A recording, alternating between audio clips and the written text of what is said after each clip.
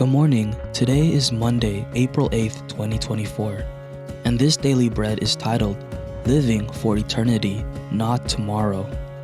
It's from Proverbs 27, 1 through 10, and the key verse is verse 1, and it says, Do not boast about tomorrow, for you do not know what a day may bring. Do not boast about tomorrow, for you do not know what a day may bring. Let someone else praise you, and not your own mouth, an outsider, and not your own lips.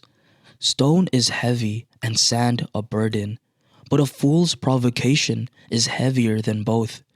Anger is cruel, and fury overwhelming. But who can stand before jealousy? Better is open rebuke than hidden love.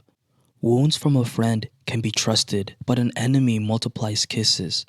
One who is full loads honey from the comb, but to the hungry, even what is bitter tastes sweet. Like a bird that flees its nest is anyone who flees from home. Perfume and incense bring joy to the heart, and the pleasantness of a friend springs from their heartfelt advice. Do not forsake your friend or a friend of your family, and do not go to your relative's house when disaster strikes you. Better a neighbor nearby than a relative far away. Daily Bread. Part 1. Tomorrow is never guaranteed. We often like to plan ahead, thinking about what we'll do tomorrow, in a few days, or even months or years from now. But there's no guarantee those days will ever come. Ultimately, our lives are in God's hands, and we never know when He'll call us home. Do you ever think about the uncertainty of tomorrow? If we're not living each day with a clear sense of purpose and direction from God, then we're wasting time. Psalm 90:12 says, Teach us to number our days, that we may gain a heart of wisdom. We become wiser when we realize how short and fragile our life is. When we shift our focus from the here and now to eternity, we also find greater peace, fulfillment, and true joy. So, are you living for tomorrow or for eternity? Part 2. Be willing to listen to spiritual counseling. We are always learning and growing. We will never reach a point where we're perfectly mature with all the wisdom and knowledge we'll ever need. So, we need an eager heart to continually learn from others.